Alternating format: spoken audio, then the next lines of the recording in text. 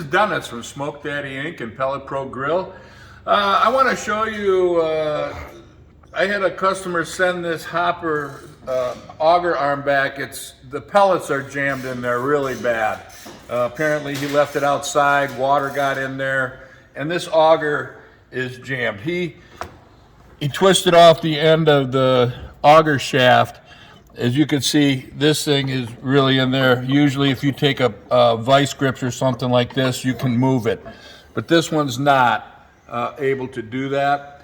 So I just want to show you how I get these out. It's, you know, they're jammed in there pretty good. So what you have to do is take this white bushing out of here. And the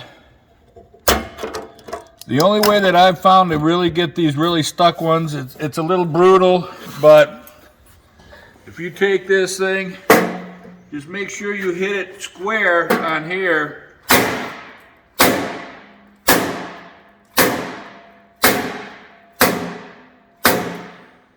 As you can see, that auger is starting to come through there like that.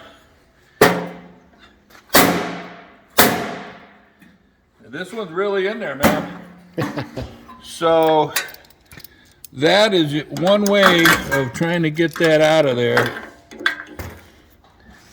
And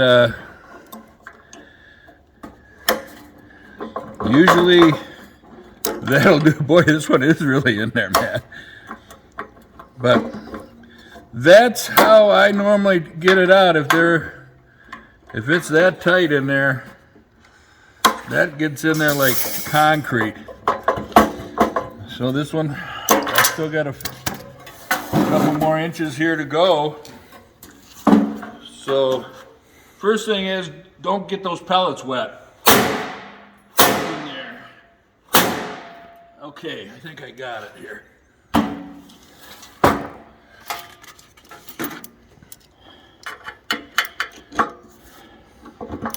Wow. You guys are getting a treat here because I've never seen one this stuck.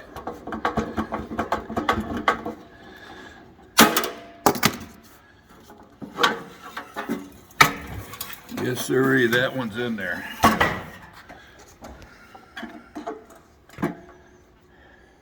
There we go.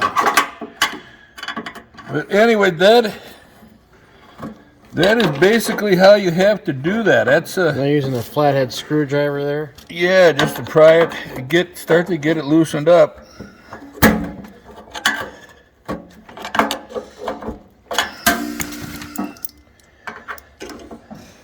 Might put oil down there. Well, oil's not gonna.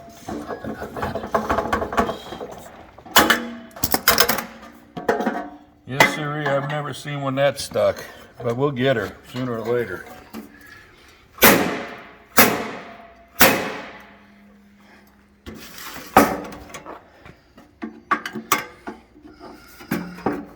Yeah, now it's starting to get a little looser in there. So there it comes. Okay, this one by far is the worst one I've ever come across in my 12 years of doing this. So I had to stop and figure out what I needed to do. So anyway, yeah, banging it like that, you get it going one way. Now we're getting it out of there. If you get something like this, it's got a little fulcrum action on it, you can start to get it pushed back like that. Yeah, you look in here, this thing was so jammed up. I've never seen one quite that bad. So once you get it going like that, you can start to unscrew this thing like a big wooden screw. And once you got it going this far, you're pretty well home free. So yeah, just keep unscrewing it.